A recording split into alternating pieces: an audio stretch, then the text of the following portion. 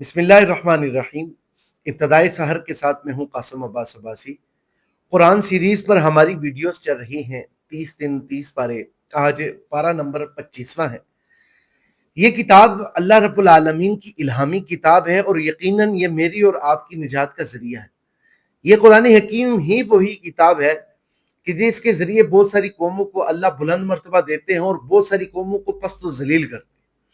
इस कुरान के मुतल्लिक एक चीज को याद रखिएगा कि जो आदमी कुरान हकीम की तिलावत को कसरत के साथ करता है, रसूल पाक सल्लल्लाहु अलैहि वसल्लम का इरशाद है कि जिस वक्त वो आदमी फोत होता है, मर जाता है, और मरने के बाद जिस वक्त उसको लहद कब्र के अंदर उतार दिया जाता है और लोग चले जाते हैं, अल्लाह रब्बुल आलमीन इस कुरान हकीम को एक नूरानी शक्ल के अंदर, इंसानी शक्ल के अंदर कब्र के अंदर उतारते हैं। जिस वक्त मुनकर और नकीर आते हैं, वो आकर जिस वक्त मुर्दे से सवाल जवाबात करने लगते हैं, तो ये नौजवान उन्हें रोकता है और आकर कहता है कि तुमने जो जो सवालात करने हैं वो मुझसे करो। फिर उसके बाद वो कहते हैं कि अगर तुम आगे हो तो फिर हमें सवालात ही क्या जरूरत। फिर उनको वो मुतमईन करके भेज देता है। फिर मुर्दा जिस वक्त बैठकर उससे ये पूछता है कि तुम कौन थे, हालांकि मैंने ये सुना है कि कब्र के अंदर कोई चीज साथ नहीं आती, तुम कौन हो कि आकर तुमने मेरी सिफारिश भी की है और मेरे सवालात के जवाबात भी दिए हैं। तो कुरान हकीम उससे ये कहेगा कि मैं अल्लाह की वो किताब हूं कि जिसे तू दुनिया के अंदर पढ़ा करता था।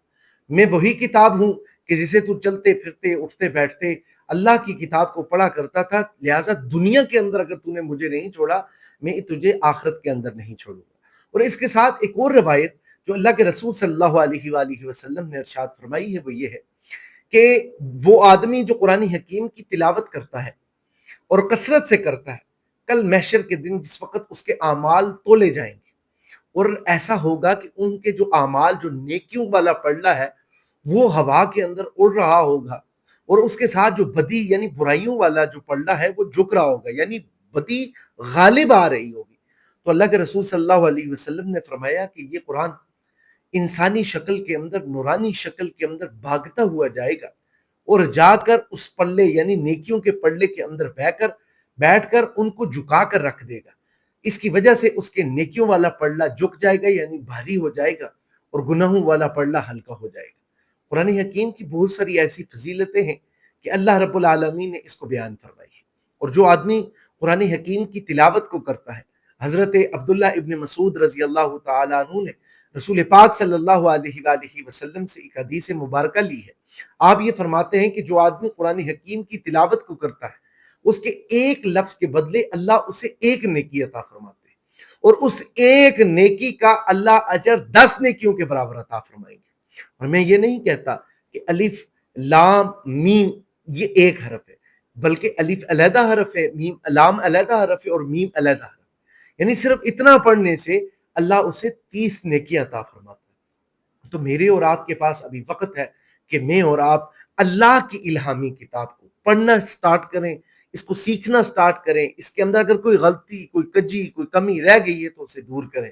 तो क्योंकि ये हमारी आखिरत में हमें बहुत ज्यादा फायदा देने वाली किताब है। इसके साथ साथ जो दूसरी चीज अल्लाह रब्बुल आलमीन ने इस पारा के अंदर बयान की है, वो कुफार के अकायद है।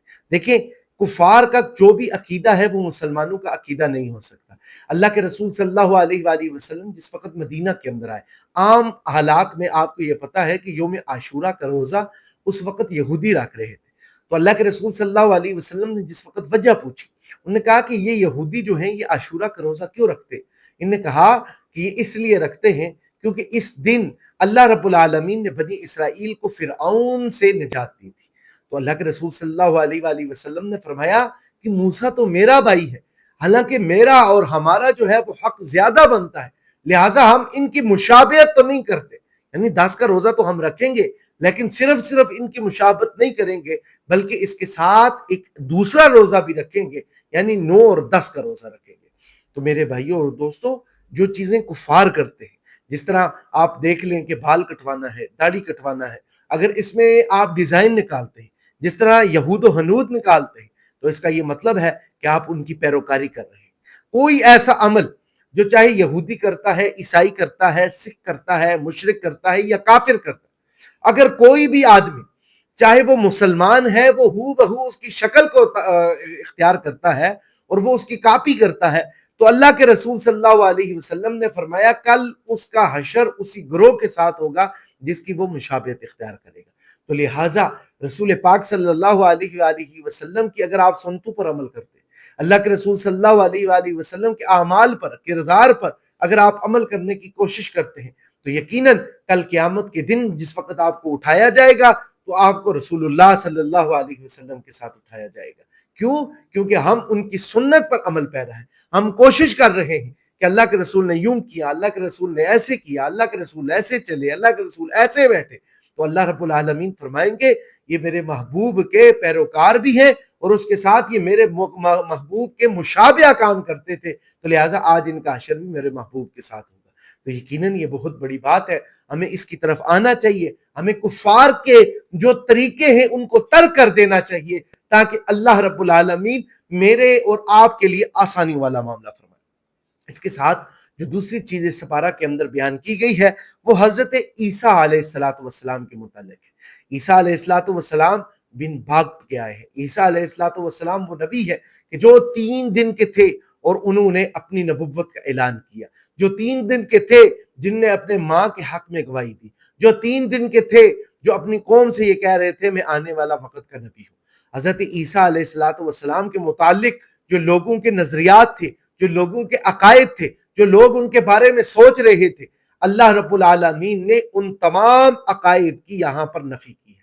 اللہ رب العالمین نے فرمایا کہ عیسیٰ میرے نبی ہے، عیسیٰ کو میں نے نبوت عطا کی ہے، یہ بن باپ کے میں نے جو پیدا کیے ہیں یہ معجزانہ طور پر ہوا۔